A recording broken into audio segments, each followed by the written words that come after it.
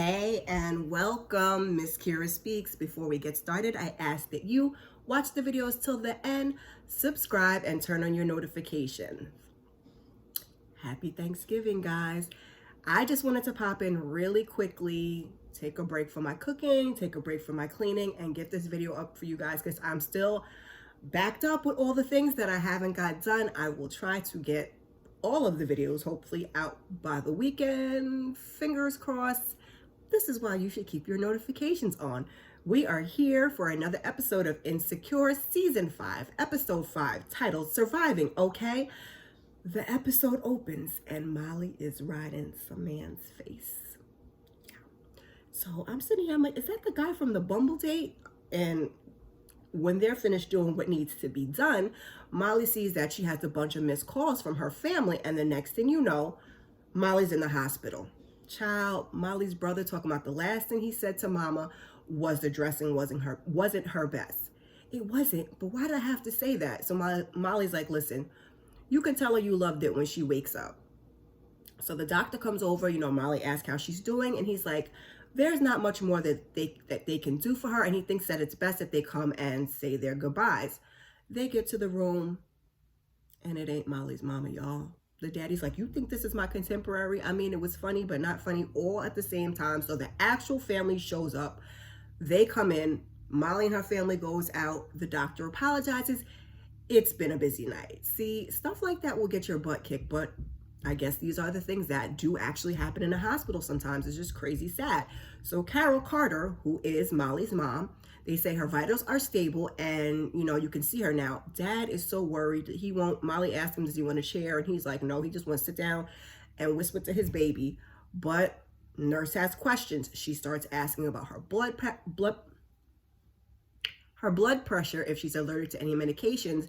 And before she can continue her line of questioning, Molly's dad's like, listen, can we do this another time? So the nurse steps out and Molly catches her in the hallway and asks to be added as another primary point of contact. So Issa wakes up from, I'm assuming, Nathan's place because he comes in his drawers with some coffee, talking about morning. And Issa's like, bedside service. So we're really just going to run with this Issa and Nathan relationship. I don't like it. Clearly, this isn't the first time she spent the night because he's mentioned last time that he woke her up empty-handed. She was not happy. He asked her, what she has going on for the day, and turns out they both have some time. So they awkwardly discuss whether he wants some me time or that they should continue spending more time together. And Issa has plans with Molly for lunch later, but she tends to reschedule during the work week. So Issa's like, let me call Molly and check in with her. Hey, what you doing, girl? Reading a book with y'all reading ass? And then her laughter turns into a straight face, and we see Nathan. He's taking Issa to the hospital to go support her friend. Issa says it's just so weird. She was just over there the other day and her mom was fine. She can't imagine how Molly must be feeling. And he's like, I'm sure she's glad that you're here to support her. And he offers to come back later and pick her up. But Issa, she doesn't want to be a burden. And he's like, she doesn't know how long she's going to be. And she doesn't want to take up his day. He's like, I'm here. Let me know whatever you need. Y'all not going to try and make me like Nathan. That's what y'all did in this episode. Anywho. So Issa gets off the elevator. She's got her blackest hot sweatshirt on. That's right, girl. You better rep for your business. So Issa asks, about Molly's mom first. And then she's like, I'm sorry. And asks Molly how she's feeling. And she's like, she's good. She's trying to make sure that everything else is, she's trying to make sure everything is good. And she's trying to keep them all together. And it sounds like her family is working her natural born nerves. So Issa asks her, what do you need? You tired? You hungry? And Molly's like, I'm straight. I appreciate it. She's like, some clothes maybe? So she's like, I could swing by your place. So Molly's like, that would be good. Some guy earlier, he either whistles at her or wheezes, and she couldn't tell the difference. She wasn't sure. And it's so really good to see them in a good place and Issa just being there for Molly. And can I also just say that Molly looked bad as hell in that dress? Because she definitely did. Her body was like, body yada yada, So Issa suggests that they trade clothes till she gets back. So Issa puts on the dress, and she also looks pretty good in the dress. I mean, not as good as Molly, but she looks nice. So The day has been hard, Molly says, and she thanks Issa, and she tells her that she appreciates her. They hug and say, "I love you." And Issa does have some awful shoes, y'all. I was looking at her shoes when she walked away.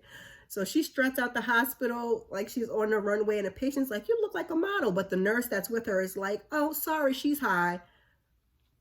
Like, lady, really? Did you have to? Like, Issa was on cloud nine for 2 seconds. Like, people can be such jerks. So Nathan's back to pick her up, and he asks how Molly is, and she says, she's running around being Molly. Yes, she was. This whole episode just reminded me of growing up and life, just going nonstop. Can't drop a ball, gotta keep it all together, and it's really honestly not healthy. So Issa says she'd be a whole mess if it was her mom, and she called her and left her a loving voicemail. And Nathan's like, he called his mom too, because life is short, y'all. So they head on over to Molly's place to get some clothes. Ciao. Nathan said, "Oh, I didn't know Molly had a dog." And Issa's like, "Huh?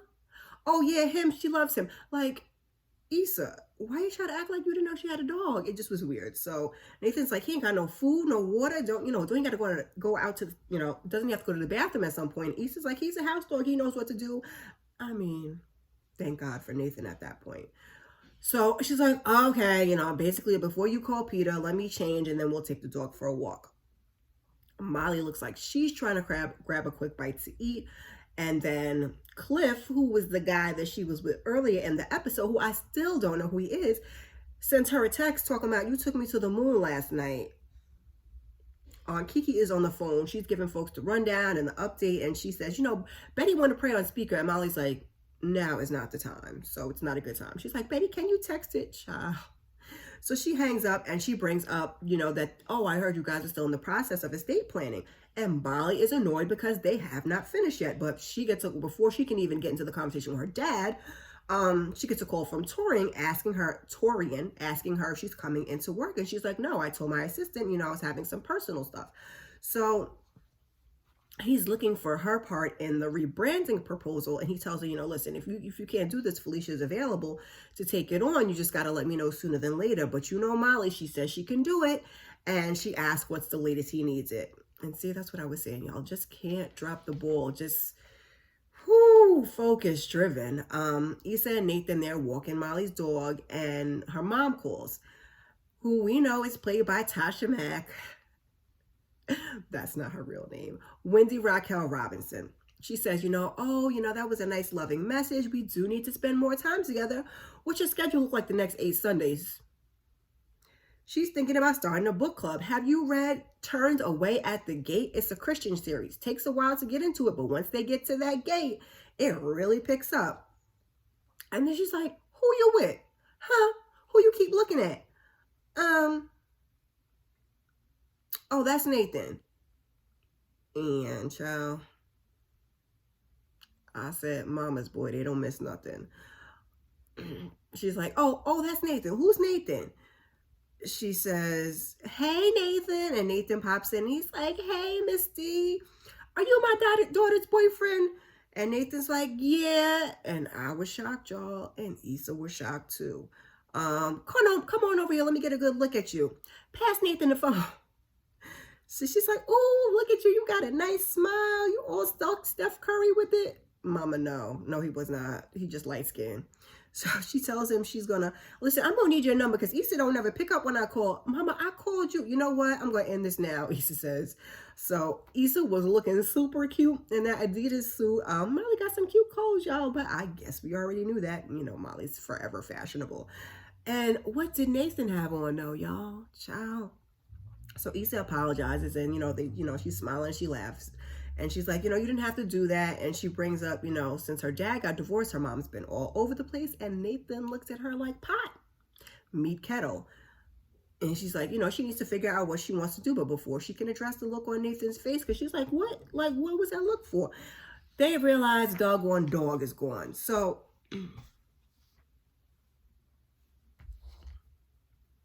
Sorry, y'all. We're back at the hospital with Molly, and she is on WebMD, and she's asking a bunch of questions. And she, she's trying to get the best care for her mom, and she's asking about a cardioid Doppler. Meanwhile, the brother is whispering, "You used the perfect amount of paprika. No more, no more, no less." So she's like, "What about blood thinners?" And the other brother's like, "Can you sit down and chill?" When the other nurse, he is her say something at WebMD, and she's like, WebMD, she's like, "Oh, you're one of those." So she says, she's anxious, "I know you're anxious, but you really need to wait for the scans. And as far as the Doppler, I don't think it's an option since she's had a stroke before." And Molly's like, "You're mistaken." And Dad's like, "No, actually she did. So, it was minor." And Molly wants to know when, but he's like, "Listen, Mom did not want you to worry." So Molly says, she still should have let them know.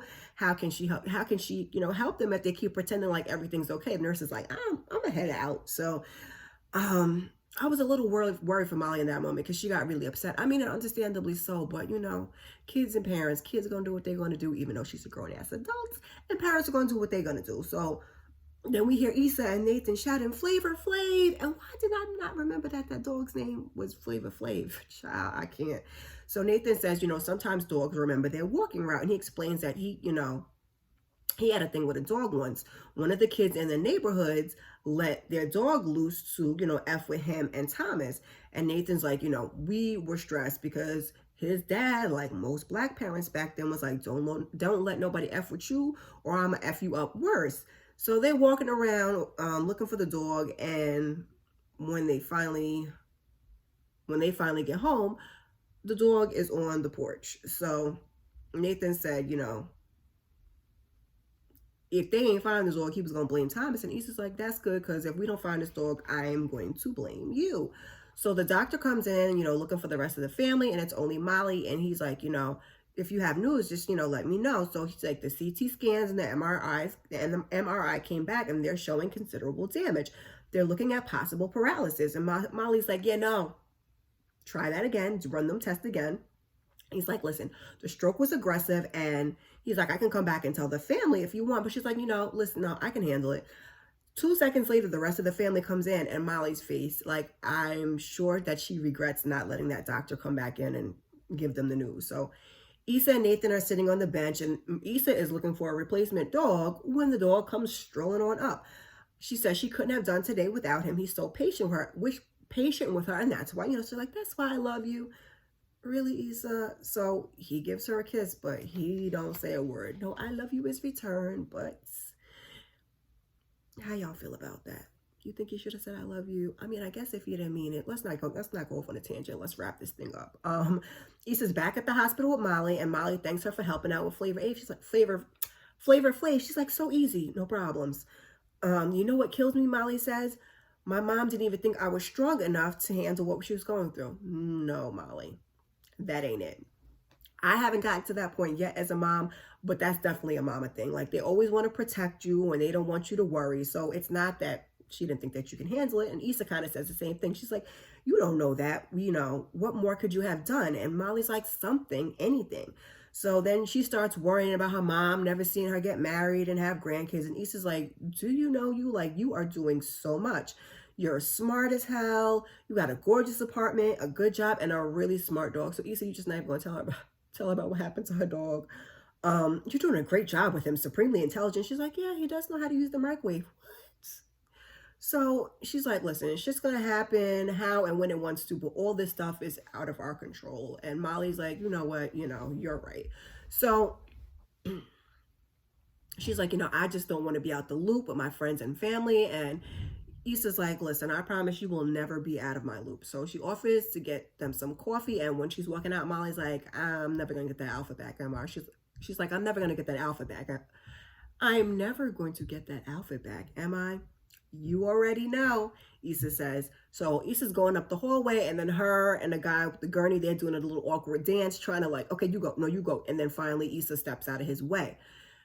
Child, then we see Condola, baby Eli, and Lawrence. Condola does not see her, but when Lawrence looks up, he does. And they both look conflicted, all in their face, and they lock eyes.